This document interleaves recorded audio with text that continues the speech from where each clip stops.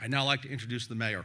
Well, before I actually go over the mayor's bio, I'd like to emphasize one of the themes from his inauguration that resonated with me, which is the city needs the help of the suburban residents to help revive Hartford. Any impressions of our region starts with Hartford. We need to be positive about Hartford. We are pro-business. We have a strong business community with a great tradition. If there is something you do not like, get involved and speak up. Come into Hartford for dinner, for entertainment, or to help out a nonprofit. We need to spend time in our city. Please tell your friends and your coworkers. Susan, we're a top 40 city, you said it. Let's act like it. The mayor,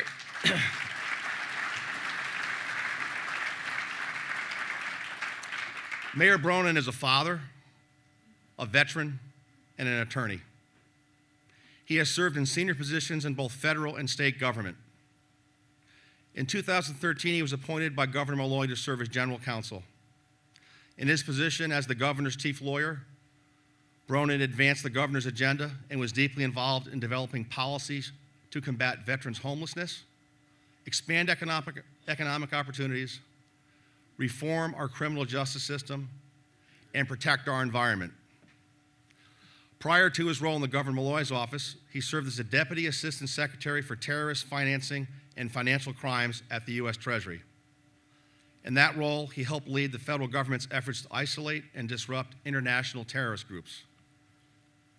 Previously, he served as a senior advisor to the Deputy Secretary of the U.S. Treasury. He was an International Affairs Fellow with the Council of Foreign Relations. He served as Chief of Staff to the President of the Property and Casualty Division at the Hartford. He also served as an officer in the U.S. Navy Reserve and was deployed in Afghanistan. Most recently, he worked as a partner at the law firm Hinckley Allen. Mayor Bronin earned his BA and JD from Yale University and his MA from Oxford University, where he studied as a Rhodes Scholar. Please give me a warm welcome to our new mayor.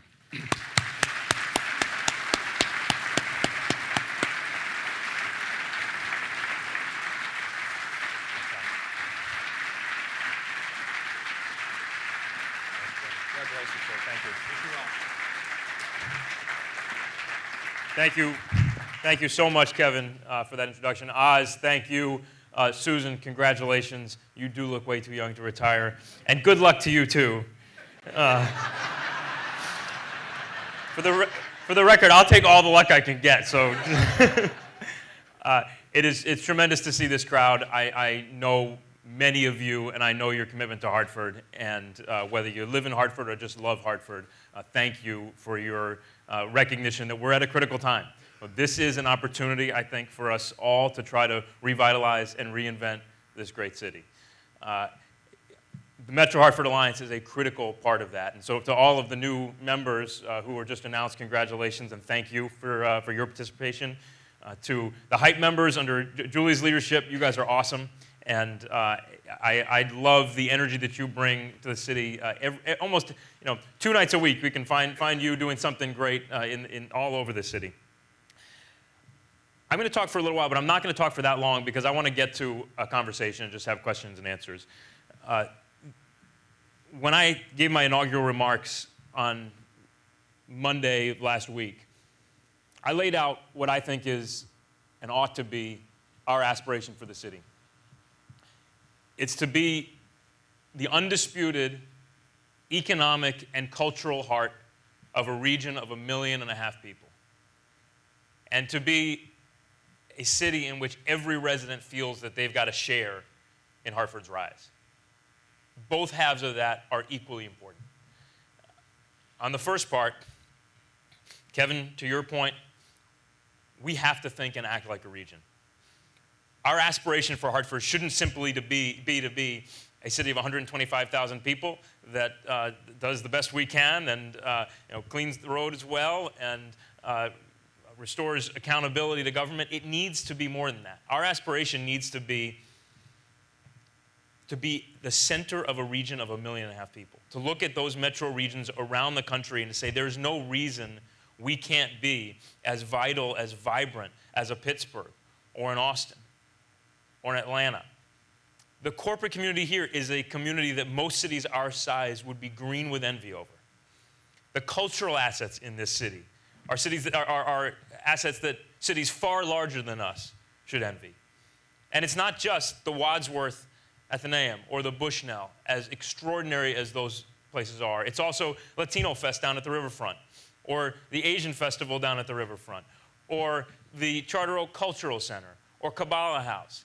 It's the West Indian Day Parade. It's the Puerto Rican Day Parade. It's cultural events that should be bringing our entire region together to celebrate the cultural assets and the cultural beauty of this city and our community. We cannot do that if we think of ourselves as narrow little New England towns with borders that we don't cross. And that may be the biggest challenge that the city of Hartford faces. 17 and a half square miles with half of our property tax base non-taxable. In those 17 and a half square miles, you have the major employers for that region of 1 million plus. You have the hospitals that serve that region of 1 million plus. You have, like almost any other large metro area, a concentration of social and economic challenges that we cannot bear alone. Susan Dunn's work at the United Way, highlighting the challenge of families in Connecticut living not in poverty but near poverty, asset limited, income constrained, and employed, is vital work to shedding light on the challenge that we all have to deal with. In the city of Hartford, add to that 1/3 number that Susan talked about the fact that another third of our residents do live in poverty. 2/3 of our residents in the city of Hartford are living in poverty or are struggling on the edge of it. In the northeast neighborhood of Hartford, unemployment is in excess of levels we saw in the Great Depression, 27% unemployment. We all have an obligation to think about how we can make Hartford grow, how we can bring jobs to this city.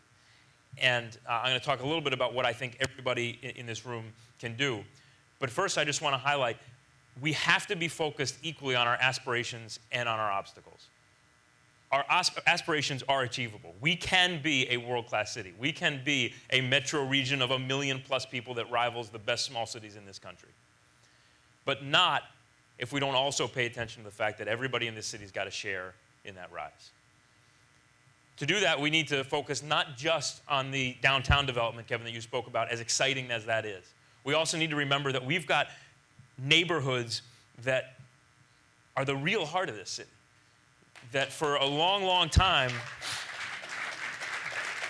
Albany Avenue, Franklin Avenue, Farmington, Maple, North Main, those were real centers of commerce, end of community. That's what knit our city together, and it's what connected us out to the region that so many of you all live in. We have to get back to focusing on some of those neighborhoods and some of those corridors.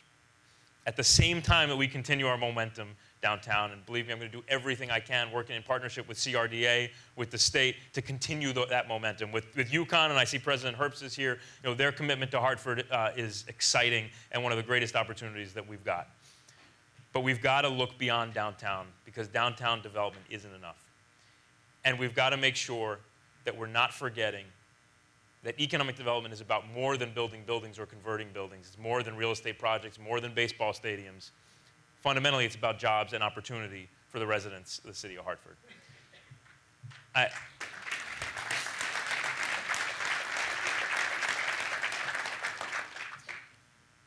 We talk a little bit more about some of the challenges that we face. This year alone, we've got roughly $4 million deficit that we need to close in the next few months. In the years to come, we face a structural deficit that is daunting. Somewhere in the neighborhood of $30 million. That's more than 10% of the non-education spending that the city of Hartford does. That is a huge obstacle for us to overcome. We cannot deal with that structural problem and continue to be a city that serves all of its residents, that recognizes that we have to improve education, that we have to try to strengthen our workforce development, that we have to invest in employment for young people.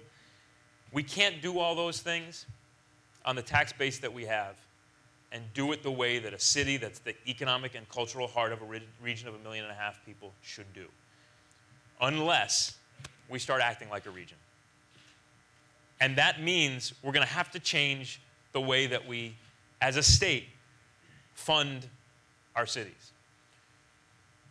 Nobody in their right mind would design a state of 169 independent towns these days. Nobody in their right mind would create a city like Hartford, draw a circle around it at 17.5 square miles, and keep all of the property tax base beyond that out of it. There are a lot of ways to get at that challenge, and I don't want to get into a discussion too deeply about that today, but I ask you to recognize that Hartford's challenges are not just that there's been a lack of accountability at times or bad decisions at times. Our challenge is structural. We have to acknowledge this because it's so easy for folks who are living outside of Hartford. You may love this city, but it's so easy to look and say, I'm just frustrated. I'm fed up with Hartford. Why does it seem to always have these challenges? And so in that discussion, recognize that in some ways, the deck has been stacked against the city of Hartford.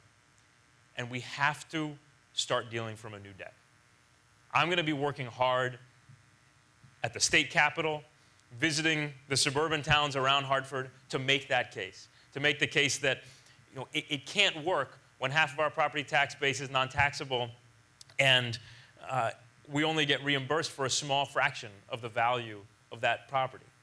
It can't work when we are, by some measures, the second poorest city in the country at the heart of one of the most affluent regions in the country. So I want to spend a minute on that because I ask you to be allies in that battle. And it's not an easy one because I know how strong the commitment to home rule is. I know how deep the skepticism is about what we can achieve in Hartford. But I also know from this room and the people I know in this room and the energy in this room that everybody here believes we can do so much better in this city and this region, and that we really can set our expectations and our aspirations at a whole new level and achieve them. I want to talk a little about my commitment to you and to the city, and then talk about what I'm going to a little more ask of you all.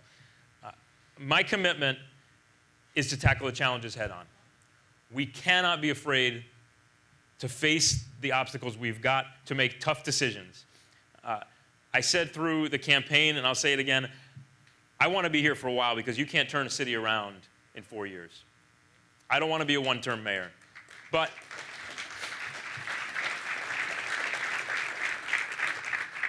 I'm willing to be a one-term mayor if that's what it takes to make the tough decisions that get us on the right path. We have to be willing to take political risk. We have to be willing to go out and talk candidly about the options that are on the table for our city, and then we have to drive hard at the solutions we identify. That's my commitment to everybody in this city. I will do my best to do that, and I will work hard every single day to achieve the aspiration that we've set out. Now I want to talk a little bit about other things that you can do, and just as importantly, things that your companies can do. Number one, thinking about the corporate power that is in this room. Every single one of your companies has the ability to do more to promote economic growth in Hartford. If you do have a laundry service, think about whether you could contract that out to a company in Hartford. If you have food service, think about whether you could contract that out to a small business in Hartford. If your employees are moving in from somewhere else in the region, tell your HR department not to tell them, oh no, you don't want to live in Hartford, you want to live in...